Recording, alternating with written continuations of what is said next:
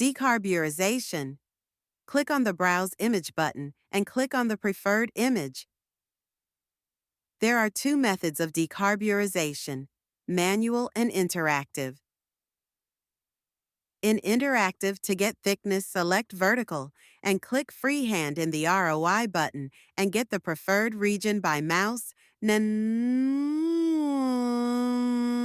select threshold and get select as per your need. Click on compute and then result to get the result. To generate report, click on report button and then generate report. For manual decarb, click on manual decarb, click on result button and use the mouse and get the preferred region by mouse. The upper region is complete decarb and lower region is partial decarb. To generate report, click on report button and then generate report.